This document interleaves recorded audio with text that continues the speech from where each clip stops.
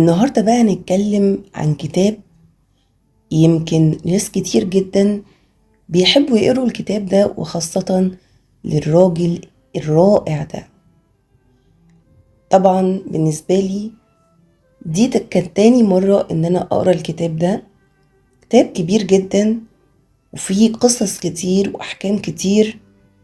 تعالوا نبدأ بيه، وهو كتاب المثنوي المعنوي. كتاب المثنوي المعنوي مثنافي منافي بعد ما اختفى. تعالوا نتكلم بقى عن بداية غياب شمس التبريزي، والكتاب ده اتكتب ازاي كمان. بعد ما اختفى شمس التبريزي من حياة جلال الدين الرومي، سواء بقى هرب أو اتقتل زي ما بعض المصادر بتقول، وهنحكي الأسباب في جزء تاني. الرومي اتكسرت روحه حرفيا، ما بقاش هو جلال الدين الفقيه العالم ولا المعلم اللي الناس بتتباهى بيه. بقى شاعر بيصرخ شعر، وبيمشي في الأسواق يقول: أين أنت يا شمس؟ أراك في كل ظل ولا أراك. الناس اتغيرت جدا نظرتها ليه، وبعضهم قال إنه فقد عقله، لكنه في الحقيقة بدأ يسمع أصوات جديدة جواه. صوت بيقول: اتكلم، فالسكوت لا يشفي. لقاؤه مع حسام الدين جلبي. في عز وحدته كان في تلميذ وفي جدا اسمه حسام الدين جلبي، كان شايف النور في الرومي وبيمشي وراه في كل خطوة. وفي يوم من الأيام حسام الدين قال للرومي: سيدي، ليه ما تكتبش كتاب يكون زي الحكايات، لكن كل كلمة فيه تحرك القلب، زي حي بن يقظان، لكن بالشعر وبالحكمة الإلهية. نكتب ديوان يعلم الناس طريق الله، بس بلغة العشق. الرومي بصله وسكت شوية، ثم رفع راسه وقال له: عندي في صدري نار، لو كتبتها ستحرق الورق. وساعتها بدأ في الإملاء. كيف كتب المثنوي الكتاب؟ الرومي ما كتبش المثنوي بإيده خالص، كان يمشي ويدور ويقول الشعر بصوت عالي، وحسام الدين كان يكتبه وراءه. كانوا ساعات يفضلوا أيام متواصلة يكتبوا، وساعات الرومي يسكت بالأسابيع لحد ما الوحي القلبي يرجع له تاني.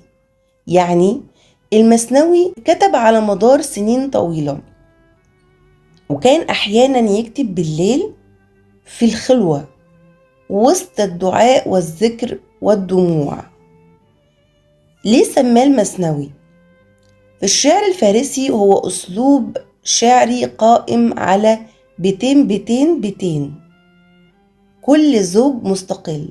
لكن الرومي اختار الاسم ده لأنه شايف إن الحياة كلها أزواج: النور والظلام، الحب والخوف، النفس والروح، والظاهر والباطن. وهو في كتابه بيكشف التناقضات دي كلها.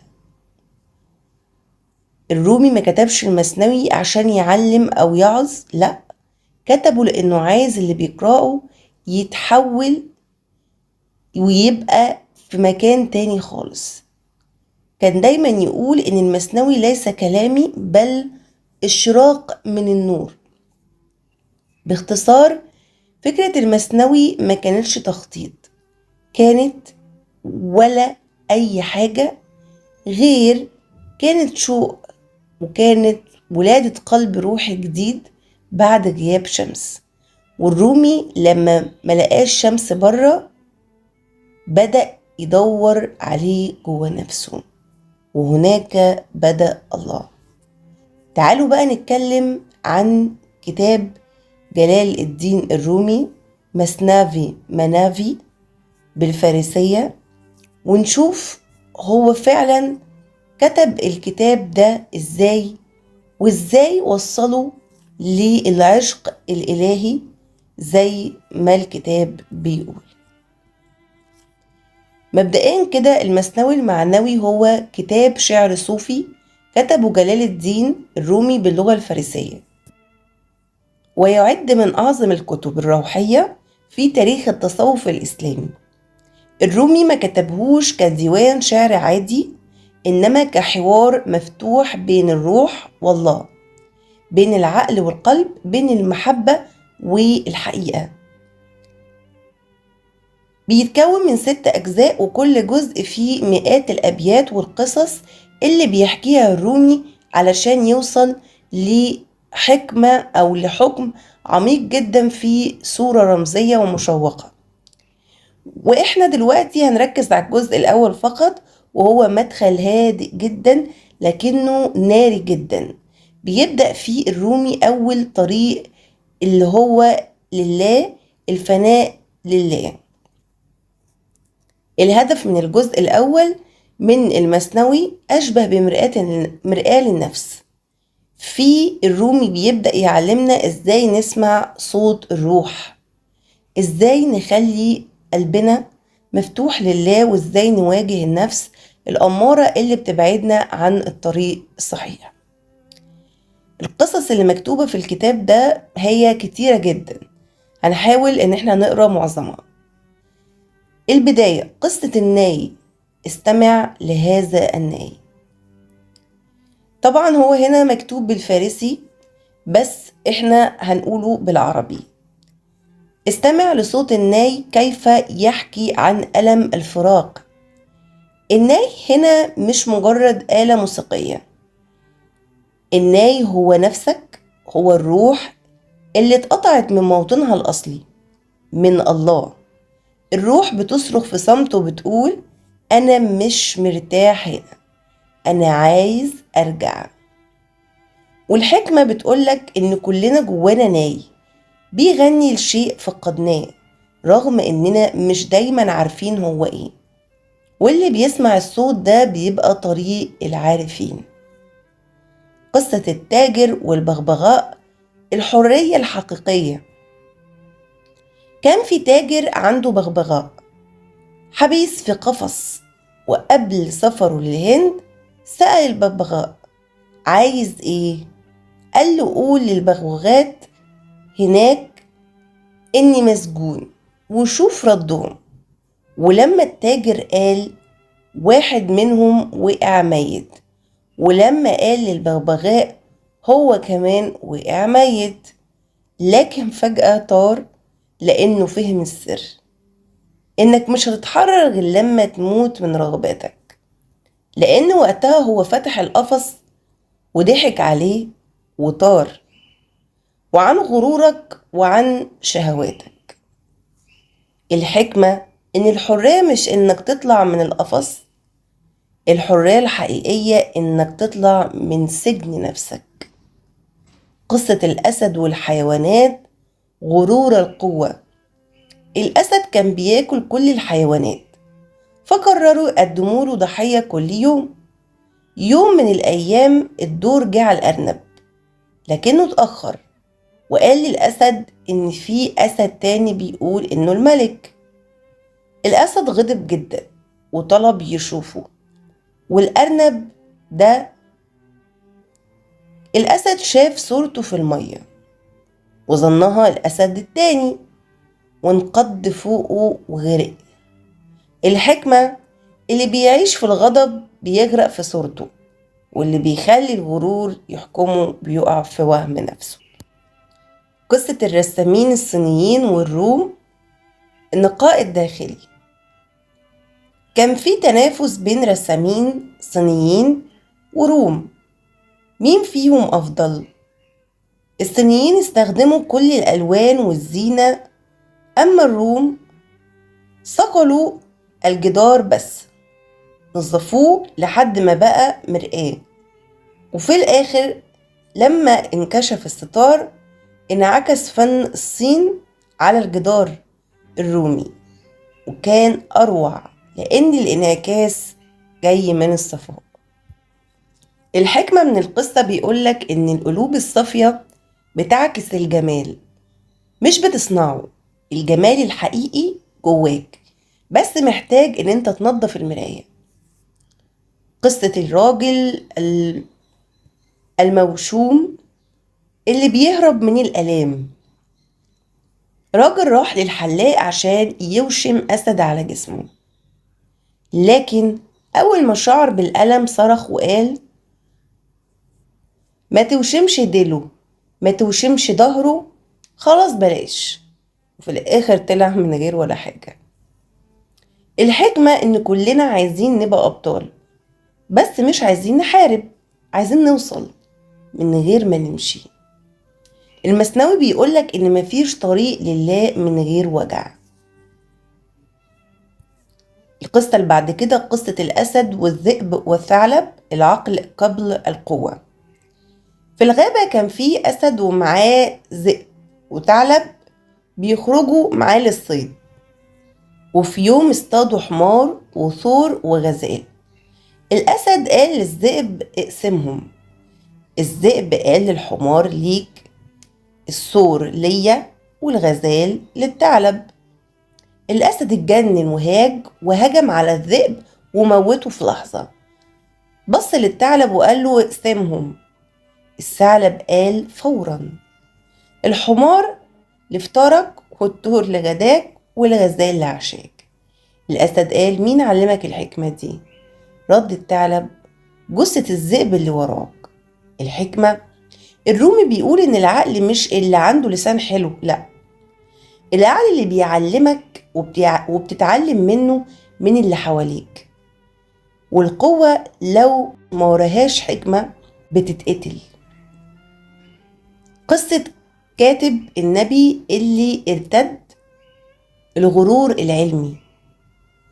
كان في راجل مثقف بيكتب للنبي عليه أفضل الصلاة والسلام الوحي، وكان بيعرف يكتب ويقرأ بشكل ممتاز.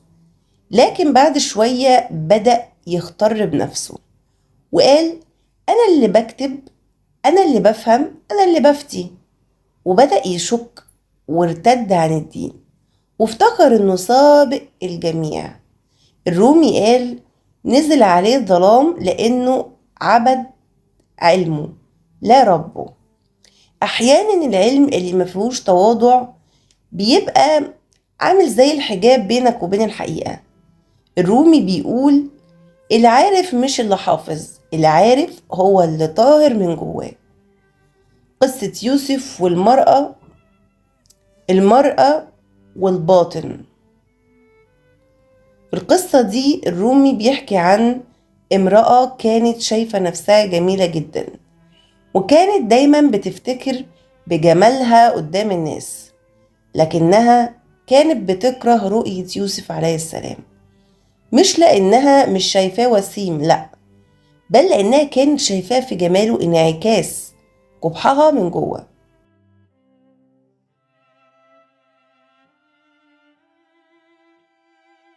مرآة يوسف كانت صافية، وكل اللي بيشوفها بيشوف نفسه فيها. الحكمة: الروح النقية زي المرآة بالظبط، اللي شايف خير هينعكس عليه، واللي شايف قبح ممكن يكون هو القبيح. الرومي بيقولك: نظف قلبك قبل ما تبص للناس. قصة الخياط والحمار، القناعة والكرامة. في قصة رمزية صغيرة، كان في حمار كل يوم يروح لمحل خياط، يقف في الباب ويسيب صاحبه جوه يشتغل. الخياط يعجبه وفاء الحمار ويقول: الحمار ده بيحبني. لكن الحمار ما كانش بيحبه، هو بس كان بيدور على قصرة خبز. وفي يوم الخياط وقف عن العطاء، فالحمار اختفى. الحكمة: اللي يجيلك عشان مصلحة هيبعد لما المصلحة تخلص، إنما اللي بيحبك لوجهك هيستناك حتى لو جوعت. الرومي بيقول إن النية الصافية أثمن من 1000 علاقة،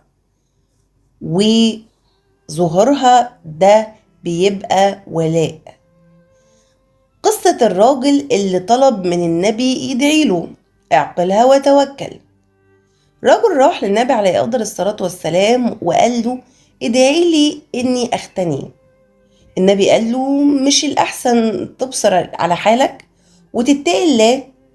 الراجل قال كلام كتير، فالنبي دعاله وبدأت تتوسع تجارته وتزيد أغنامه. لكن مع الوقت الراجل بطل يجي للصلاة وانشغل بالتجارة عن كل حاجة، وفي الآخر ضاعت الأغنام وضاع كل شيء. الحكمة: مش كل رزق تطلبه هو خير ليك، ومش كل دعوة بتستجاب بتقربك من ربك. الرومي بيقول اللي مش مستعد للنعمة تتحول في ايده لنقمة. الخاتمة: كيف تنتهي الرحلة؟ الجزء الأول بينتهي بأهات وتسبيح وأدعية كلها بتقول شيء واحد: ارجع للصفاء، ارجع للمحبة، ارجع لنور ربك. الرومي كان بيبني في الجزء الأول طريقة لحاجات كتير جدا. بيقول طهر نفسك، اترك غرورك، سافر بقلبك وساعتها هتشوف. ومن القصص الجميلة جدا قصة الكلب الميت وموسى عليه السلام، البصيرة فوق البصر. في يوم مر نبي الله موسى عليه السلام بمجموعة من الناس واقفين حوالين جثة كلب ميت، وكلهم بيقولوا يا له من رائحة كريهة، يا لقذرته، انظر إلى أنيابه السوداء، جسمه مليان عفن. لكن موسى واقف بصمت وبعدين قال ما أجمل أسنانه كأنها من اللؤلؤ. الناس سكتوا لأن الكلب اتغير، لكن عيونهم اتعلمت تبص تاني. الحكمة: الرومي هنا بيقول العارف يرى الخير في كل شيء، العارف حتى في القبح، ولو بصيت بقلبك هتشوف جمال ما يشوفوش غيرك، واللي يشوف الخير يلاقيه في نفسه. قصة المرأة الغيورة والخادمة، الحسد يهدم البيوت. في واحدة ست كانت غيرانة جدا من خدمتها لأنها كانت شابة جميلة وجوزها بدأ يلاحظها. الست قررت تنتقم، ففكرت تعمل ايه؟ حطت عطر على رقبة الخادمة وهي نايمة، وبعدين لما جوزها رجع قالت له لو شميت ريحة عطر في رقبتها اعرف ان هي خانتك. وفعلا شم العطر فطرد الخدامة من البيت. الست فرحت، لكن بعدها بيوم بدأ جوزها يشك فيها ويقول هي عرفت منين أصلا، وانقلبت حكايته. الحكمة إن الرومي بيقول النار اللي تولع على غيرك أول ما تقوم هتحرقك، والغيرة لما تكبر بتاكلك قبل ما توصل لغيرك. قصة الحائك المغرور وادعاء العلم مصيبة. في راجل بيشتغل حائك وكان دايما يفتخر بعلمه ويقول أنا أفهم في الحساب، في الأنسجة، في كل حاجة. وفي مرة طلب منه الملك يفصل له طوب خاص، لكن لما جه وقت التسليم ما عملش حاجة وقال هو الثوب ده مصنوع من خيوط لا يراها إلا الحكماء. فالملك ضحك وقال له انت مش عالم، انت مغرور، وطرده من القصر. الحكمة: اللي بيدعي العلم من غير معرفة بيفضح نفسه من غير ما يقصد. والرومي بيقول السكوت أحيانا علم، والكبر جهل متخفي. قصة الطاووس والنملة، القناعة مفتاح الراحة. النملة كانت ماشية على الأرض وشافت الطاووس بيرقص بريشة، فقالت في نفسها يا بختك بالجمال ده، لكنها ما كانتش تعرف ان الطاووس بيتمسك بيه لانه مش قادر يطير، وكل ما يطير يقع. وساعتها تمنت كل حاجة ورجعت النملة. الحكمة: مش كل اللي لامع مريح، وجمالك الحقيقي في قدرتك مش في منظرك. قصة الجمل والعارض، القوة لا تغني بدون هداية. جمل ضخم وقوي اتفك من صاحبه وجري في الصحراء. في الأول فرح بحريته، بس بعد شوية تاه، وبدأ الجوع والعطش يقتلوه ومفيش حد يهديه. وفي الآخر رجع لنفسه والحبل اللي اتفك منه. الحكمة إن الحرية من غير وجه ضياع. والرومي بيقول إن الأقوياء مش دايما أحرار، والأحرار هم اللي عرفوا طريقهم. الجزء الأول بيقولك إن كل القصص دي مش مجرد حكايات، دي رموز، كل واحدة فيها درس للطريق لله. طهر قلبك من الكبر، خلي عينيك تشوف الخير، ما تختارش بعلمك، ما تحسدش وارضى بما عندك، خد حريتك بس إيمان وهداية. فالعشق نار تحرق ما ليس منه، ما تبحث عنه يبحث عنك، والصمت هو لغة الله، وكل ما عداها ترجمة سيئة. ده كان ملخص الجزء الأول. طبعا إن شاء الله هنكمل الجزء الثاني لحد السادس، وأتمنى الكتاب يكون عجبكم، وما تنسوش تفعلوا الجرس عشان يوصل لكم كل جديد. شكرا لكم، وهتلاقوا القصص كلها موجودة في الوصف. مستنية تعليقاتكم.